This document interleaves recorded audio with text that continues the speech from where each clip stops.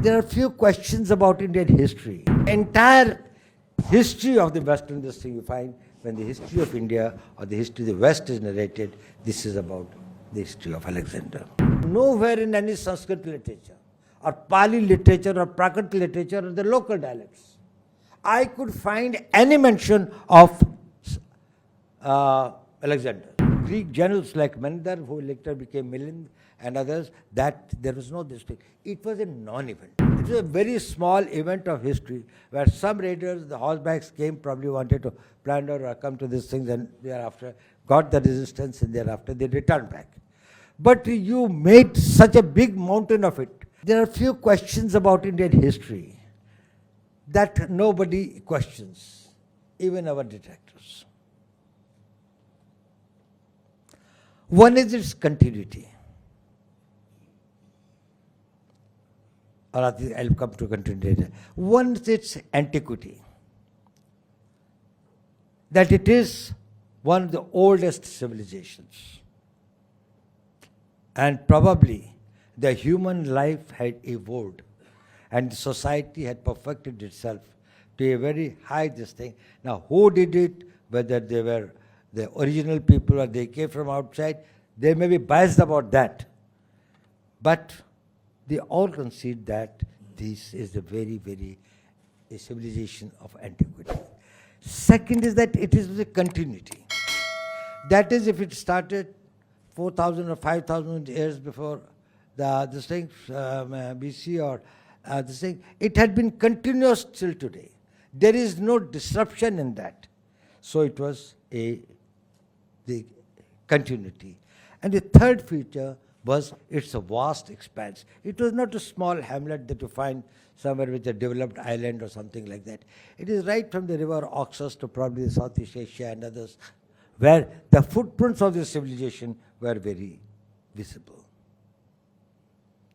Now the paradox is this, that when you think on this expanse of 6,000 or 8,000 years of the continuous history of in such a vast area,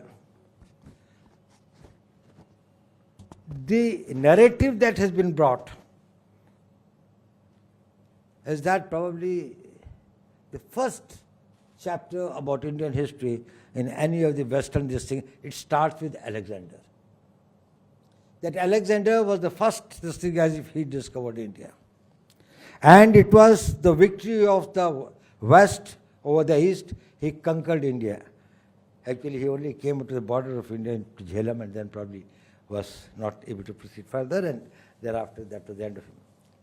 But the fact remains that the entire history of the Western this thing you find when the history of India or the history of the West is narrated, this is about the history of Alexander. Now, Justice William Jones, who was in Calcutta High Court from 1746 to 1792, he had written, and he became a big Sanskrit scholar and he studied Sanskrit here. He said that nowhere in any Sanskrit literature or Pali literature or Prakrit literature or the local dialects, I could find any mention of Alexander. There is no mention. Where there was a copious literature written by not only him, but also the subsequent Greek generals like Menander, who later became Milind, and others, that there was no this thing. It was a non-event.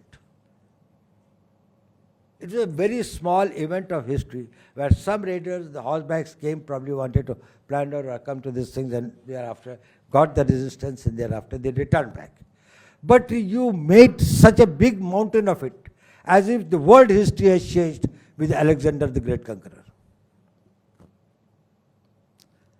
And thereafter then you find, then it comes to the medieval ages, more to a distance of the Muslim this things, and then the Mughal Empire.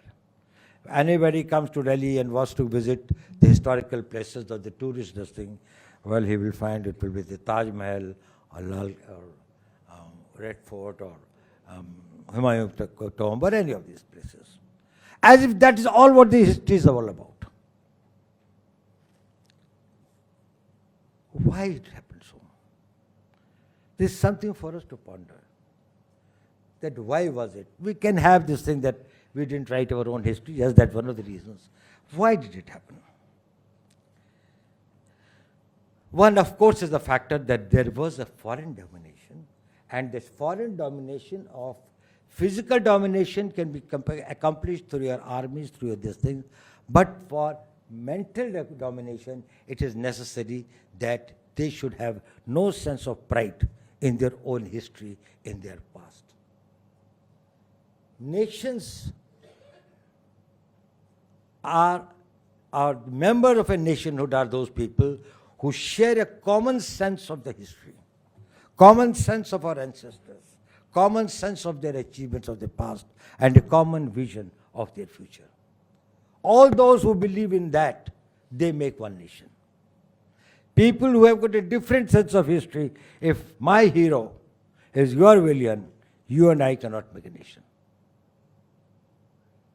So for the nationhood, not to develop the feeling of the nationhood, it was that necessary that the foreign domination was responsible to some extent. Then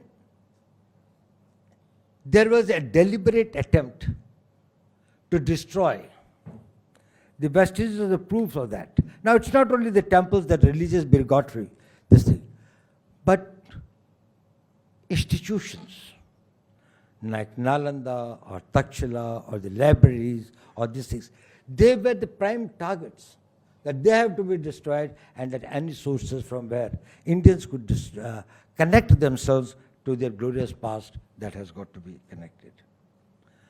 But there was another reason for that.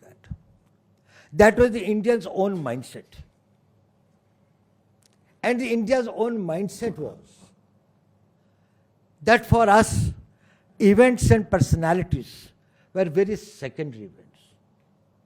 It was the thoughts, the intellect, evolution of these things, the science, technology, the outer space, the inner space, what is the universe and this thing.